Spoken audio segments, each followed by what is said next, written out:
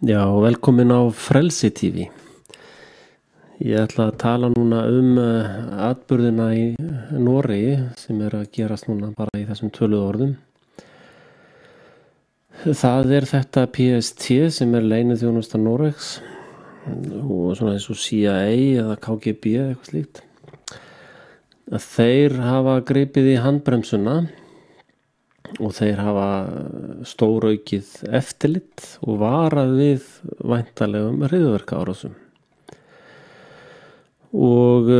ég veit að margir hlustendum mínir vilja fá skoðun mína á þessu sem allra fyrst. Þannig að ég síð saman þetta vídeó núna. Sko, þeir eru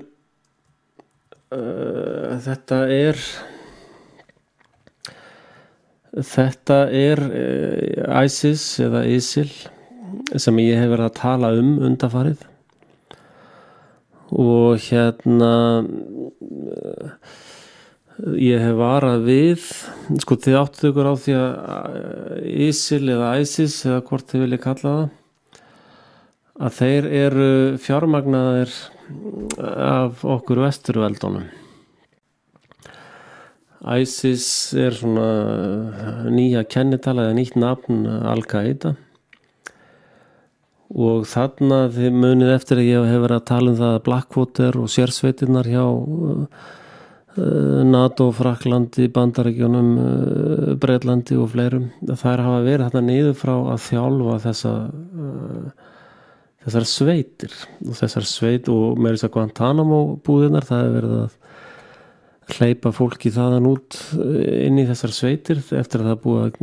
gera fólk fullkomlega sturlað inn á Guantanamo og þarna eru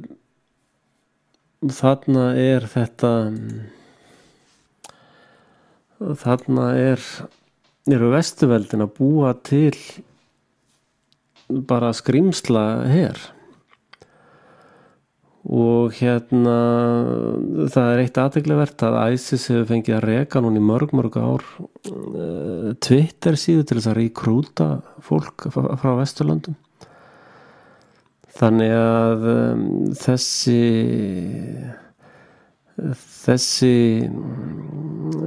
uppbygging á þessu veldi í ákveðnum í samþykki þessar aðeila hér sem ég alltaf að tala þessu kabali þessum drullupolli að elitumafían einfallega sjáðu leyniþjónustunnar fyrir utan KGB náttúrulega að Mossad, MI5, CIA þær á fullu og svo náttúrulega einkafyrirtækin þær á fullu í að þjálfa upp þetta ISIS og ég hef sagt oft að þetta gert í nafni eitthvað að ná út af Írak eða einhverjum erlendum málum en ég hef alltaf sagt að þetta verður búmerang, þetta mun koma tilbaka til okkar og til okkar í Evrópu og þar virðist ég hafa verið sann spár og sjáum við að leiðtoginn er þekktur svona leyniþjónustu kall og það sem að ég set ákveðin spurningamerki við nú ætla ég bara að koma með mínar kenningar og fyrsta kenningin að þetta sviðsett að þetta til þess að taka réttindi af borgurum landsins og þetta sé fyrsta skrefið í að þið sjáu þetta fólk allt saman að hittast hérna þeir sem að byggja upp þessa ógn þeir hittust hérna bara í júní 2014 hittist allt þetta lið og það athyglivert að Stoltenberg sem var forsætisráðherra Noregs að hann flokkaður núna sem international ég segi hann Anders Fogh Rasmussen meina ég og við getum séð þeir sem hafa sótt áður á þessa Bilderberg-fundi, þar Sif og Jens Stoltenberg og hérna ykkur aðrir sem ég þekki nú ekki, hérna Nobel, þessna fá allir, fara Obama alltaf Nobels velunin og svona furðulegir stríðsglæpamenn fá alltaf Nobels velunin, þeir eru allir í sama klúbb. Þannig að mín kenning svo, sko, ástæðan fyrir öll þessu dæmi á endanum þessi heimsi yfirtaka með New World Order, order out of chaos, það verið að setja allt í loft upp. Þetta svona fyrsta kenningi mín. Hins vegar held ég að það sé önnur kenning sem að ég tek fram fyrir, sem ég trúi frekar á, að það eftir þessa misheppnuðu fölsku fána, sko áttið ykkur á því að þessir þetta ISIS lið með það verkefni frá yfirbóðurum sínum sem eru þessir þessi grúpa Sameinuðu þjóðirnar, Royal Institute og allt þetta, ég farið yfir þetta margoft með ykkur, að þessi grúpa það alltaf að fara á hausinn hjá fjármálakerfi, sko. Dollarinn að fara í klessu og allt það, og þeir vita að Break þjóðirnar stofnuðu fyrir bara nokkrum dögum, stofnuðu þær sinn gjaldmiðil. Og ég held að ég verið kritiskur á skýringarnar á úti. Ég ætla nú ekki að fara út í það, ég vinn í Noregi, þannig ég ætla ekki að fara í smáatriðum í það, en ég tel að það eftir að koma á yfirborðið margt mikið að nýjum upplýsingur í sambandi við úti, baksviðið þar á bakvið á eftir að koma fram. Og mín kenning svo að ISIS með það verkefni að fremja stórt hryðjuverk í Evrópu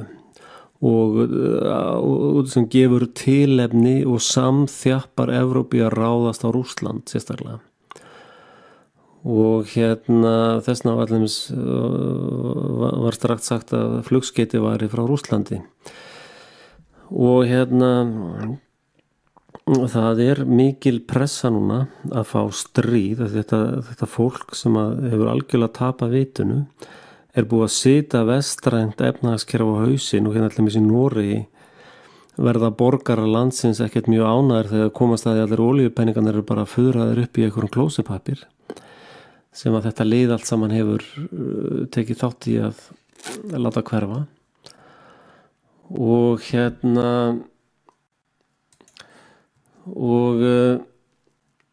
þannig að þessi Bilderborgarar eru alltaf að sitja allt í klessu, og ef við horfum á sænska Bilderborgara þá það nokkuð margir þar. En málið það að ISIS að leita leiða til þess að framkvæma þetta hryðjuverk og sprengja upp stórborg eða valda gríðalegu tjóni. Og við vitum að ISIS fékk kjarnavopnað efni bara fyrir nokkrum mánuðum eða vikum. Við vitum að Al-Qaida fékk afhent gríðarlega mikið af stýriflaugum úr Benghazi fíaskóinu. Og við vitum að ISIS hefur verið að hreinsa upp hergögn í Írak sem að Bandaríkjamenn skildu þar eftir fyrir það og fleiri aðilar. Og ISIS fullkomlega bakkað upp af þessum Bilderborgurum eða hvað ég vilja kalla þennan hóp Og ég á því að PST í Noregi hafi bara áttað sig á stöðunni og sagt bara nei, við ætlum ekki að taka á móti þessu í Noregi. En þá situr ég náttúrulega mikil spurningamerki við Svíþjóð, Danmörk, Þýskaland, Frakkland, Ameríku, að þar verður væntanlega landamærum haldið niður.